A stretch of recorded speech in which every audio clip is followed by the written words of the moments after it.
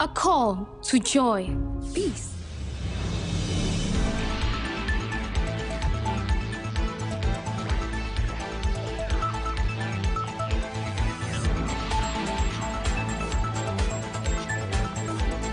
Hello and welcome to RTV News. It's Wednesday, 13th August 2025, and I am pleased to bring you this edition of our news program live on Mondays, Wednesdays and Fridays at 8:30 p.m. on Redeemer Television, channel 25, and also streaming on Facebook and YouTube, Redeemer Television. RTV News is your source for news, views, comments, analysis, and other issues happening around the country and beyond. For today, I am your host and presenter, Daniel S. Misali. Coming up in today's program, the First Lady of Sierra Leone, Her Excellency Madam Fatima Bio, has announced a new global campaign aimed at strengthening resilience for women and girls facing the challenges of climate and conflict. And also, the Council of Principals of Sierra Leone Secondary Schools has announced plans to employ about 3,000 teachers nationwide in 2025. All these and more.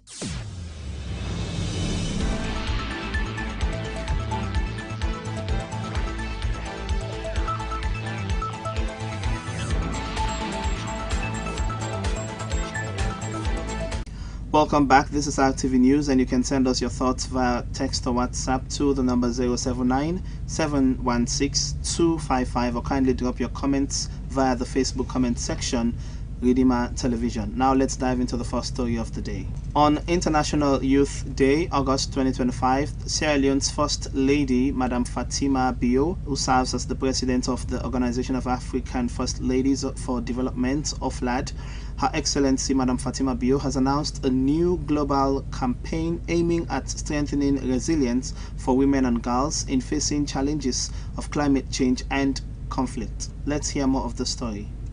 The First Lady of Sierra Leone, in her dual role as President of the Organization of African First Ladies for Development, OFLAD, marked International Building Strength and Resilience for Women and Girls Affected by the Combined Pressures of Climate Change and OFLAD, the Organization of African First Ladies for Development.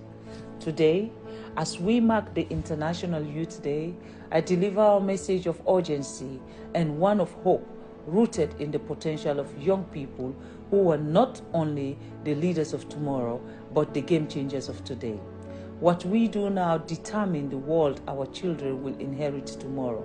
That is why today OFLAD is launching its 2025-2027 campaign, Building Resilience for Women and Girls in the Face of Climate Change and Conflict. It is a movement to advocate for increased investment in resilience and climate actions, empower young people, promote gender-responsive policies, and strengthen climate resilience within social systems across Africa. Climate change acts as a threat multiplier by worsening existing tensions and vulnerabilities. Climate-related challenges are driving food and water insecurity, fueling conflict, and posing one of the worst urgent threats to the health and future of young people. The impact are also limiting access to education and essential services and increasing vulnerability across communities. Worsening environmental shocks, which affect women and gender-based violence. 80% of people displaced by climate change are women, yet they often lack the resources and support needed to adapt effectively. This is not just a statistics, it is an injustice we can no longer accept. That is why in the weeks ahead, we will rally governments. The sideline of the 80th United Nations General Assembly in New York, we will convene for a historic side event. There, we will officially launch OFLAD 2025-2027 campaign, a call to invest in resilience and sustainable peace, elevate African-led solutions that strengthen systems, protect basic social services, and empower women and girls to lead in the face of climate change and conflict, so that no one is left behind and women and girls are equipped to withstand shocks. The First Lady extended an open invitation to stakeholders at all levels to join the cause, stressing that residence should be a right for all. I invite all OFLA members, our institutional partners, the African Union, the United Nations, INGOs, civil society, the private sector, and especially the youths. We are already mobilizing for climate justice and peace. So, join us. Join us in making resilience a right, not a privilege. Join us in putting women and girls at the heart of Africa's climate and peace agenda. On this International Youth Day, let us empower young voices to lead this campaign, to become climate activists, innovators, and champions of a more resilient future. Now is the time to act. Join us. Lead with us. Let the campaign begin. Girls remain at the forefront of Africa's response to climate change and conflict. For RTV News, Nancy Toure. In a move aimed at strengthening youth empowerment in Sierra Leone, the Parliament of Sierra Leone on August 5, 2025 has given its approval for the appointment of Joseph Mada Lahai as Commissioner of the National Youth Commission, NACOM.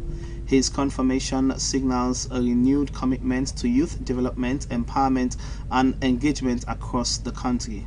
Our reporter has more on this. Parliament of Sierra Leone on Tuesday, the 5th August 2025, has given its approval for the appointment of Joseph Mada Lahai as Commissioner of the National Youth Commission. This confirmation signifies a renewed commitment of youth development, empowerment, and engagement across the country. Joseph Mada Lahai brings wealth of experience to NACOM, and it's expected to approve strategic leadership that aligns with President Julius Maada Bio's vision, inclusive and effective youth-focused governance. The appointment also reflects the government's ongoing effort to strengthen institutional framework that support the growth of participation of four spearheading key intensive and strategic youth skills development, entrepreneurship, civil engagement, and empowerment opportunity. His leadership appetite in reflecting NACOM roles and design impactful program policy that respond to the needs of inspirations of young people nationwide. In his acceptance remark, confidence placed in him, he pledged to work collaboratively with the youth group, development partners, and government institutions to drive meaningful change in lives of Sierra Leone young population. NACOM under Lahai stewardship and poised to become more dynamic and responsive institution dedicated to build a vibrant and empower youth communities. The commission also extends its congratulations to the new commissioner to affirm its full support as he takes on his important national role. For RTV News, Fufi Bemba reporting. And yes, if you're just tuning in, it's RTV News. Don't forget you can share your views and thoughts with us by texting us on 079 716 255 or by commenting on our Facebook page, Redeemer Television. Now let's take a short break and we will be right back.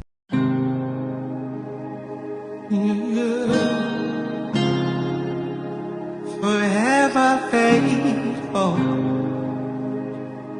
forever faithful, eternal constant God, you are, you speak.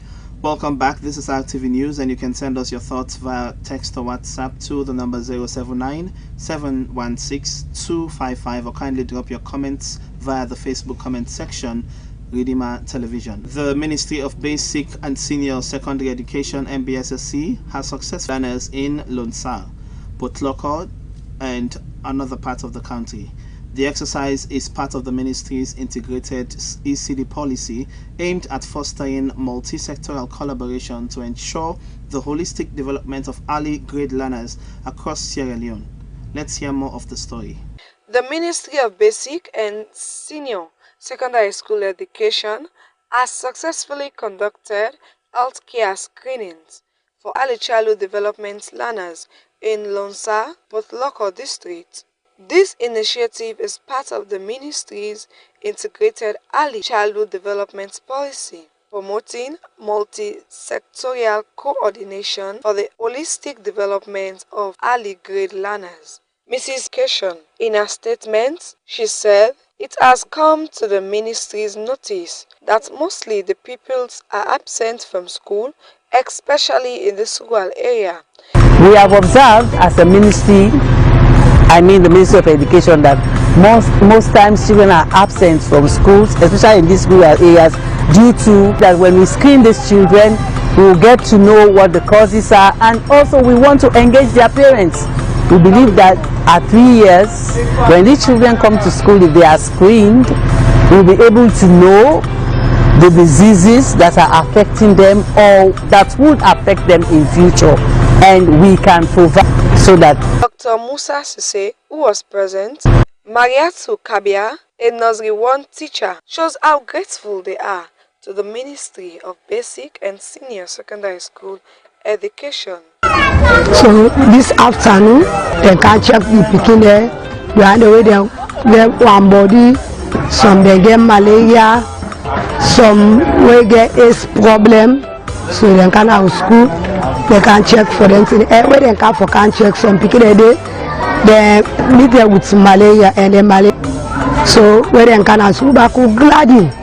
Where they can do them till they in our school because the sick there where they affect people at the school, they can't sick there also. Where they affect people at the school and they make some people they absent at the school. For RTV News, Sia Elizabeth Esse reporting. The Teaching Service Commission (TSC) has announced plans to employ about 3,000 teachers nationwide in 2025, with 2,000 of them to be recruited by the government of Sierra Leone.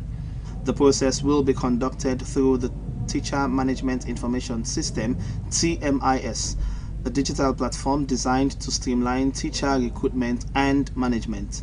Let's hear more of the story. Speaking at the government's weekly plan, Skyfala outlined the Commission's teacher recruitment plan for the year. He explained that the Teacher Management Information System (TIMIS) is a modern digital platform aimed. He explained that the Teacher Management Information System (TIMIS) is a modern digital platform aimed at making the recruitment process more transparent, efficient, and accessible. Ifala disclosed that of the 3,000 teachers to be hired this year, 2,000 will be directly recruited and placed on the government's payroll, while the remainder will be engaged through other educational support arrangements in Sierra Leone by ensuring that qualified teachers are deployed to schools where they are most needed. He also called on aspiring teachers to prepare their document and familiarize themselves with the TIMIS application process once it's officially opened. According to the TSC, the introduction of the TIMIS will not only speed up teachers' recruitment, but also improve the management of teacher records, postings, and career progression across the country. Now, teacher, you don't take all the human factor out of the recruitment and deployment of teachers. So we the district offices and all of now it is completely online. As long as you pass your licensure examinations, if you want to become a teacher, you therefore take a license exam. This year, we recruit 3,300 teachers, and 2,000 of that 3,300 teachers are from government of Sierra Leone. Lately, for the past 3 years, we recruit 2,000 every year, every year. And in the coming 2 years, say 2,000 every year as well. That is the quota from government. Then we also have 1,300. We now, as a result of retirement, we much aim at now all developers for OGSs. What it involves. All according to the guidelines, with the support of the Alumni Association representatives there, and so then we can get the board members were available, they can join the panel for the interview, including a representative from the Ministry of Education, MPSSC. We know for interview if government Ministry of Education not giving the price list. Every year they review the price list. 2 weeks ago we just come on our office and ministry where we sit up with 2 directors and we executives as CPSS. We draft a price list which the directors then tell me they will forward and so on. So we wait for CEDA price list day, and all we colleagues, we get the list where government will give it, we will paste them at the various schools then for the start of the interview. We get grade A schools where now really rush and difficult giving cut line. Still you will see people in camp for camp lead. But it really challenging at this time when we prepare for learning beginning come for the interview immediately after the cutoff line. For the cutoff line date is the 12th of August, and then the 18th interview will start. For RTV News, Nancy Toure reporting. Before we end the program for today, let's take a quick look back at what happened on this day in history. On August 13, 1997, the first shipment of gasoline since the May 25 coup reached Freetown. The Hong Kong-registered vessel Jiangxi 31 arrived from Dakar, carrying 55,000 tons of gasoline and 2,000 tons of gas oil. AFRC spokesman by then, Aliyu Kamara, said Head of State Major Johnny Paul Kuruma inspected the shipment and met the crew, though it remained unclear how the vessel bypassed the ECOWAS blockade. The same weekend, the former president Joseph Momo met Guinean president by then Lansana Conte to seek support for reviving peace talk between the AFRC and the ECOWAS Committee of Four. Momo described Conte as receptive but said the Guinean leader wished to meet Kuruma first before taking further steps. In that same year in Liberia, ECOMOG Field Commander General Victor Malo reported that a small group of Sierra Leonean troops caused disturbances in Monrovia, firing shots in the air over unpaid allowances dating back 8 months before the coup. They were quickly disarmed and disciplinary action was promised. Malu said Nigerian President Sani Abacha by then had agreed to integrate them into the Nigerian contingent for support.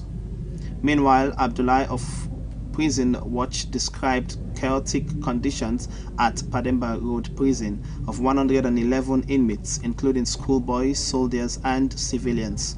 Many alleged brutal beatings during arrest and interrogation claimed they were brutally detained on the streets. Well, that's all we have time for in this edition of RTV News, coming to you live from Redeemer Television on channel 25 and streaming on our Facebook platform, Redeemer Television.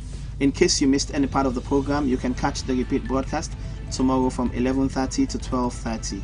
And join us for our weekly reviews on Saturdays from 12 noon to 12:30 p.m. Don't forget to like, subscribe, and share, and also link up with our social media platforms, Redeemer Television. Once again, I am Daniel Sawyer Misali. Thank you for joining us on this edition of RTV News. God bless you and stay blessed.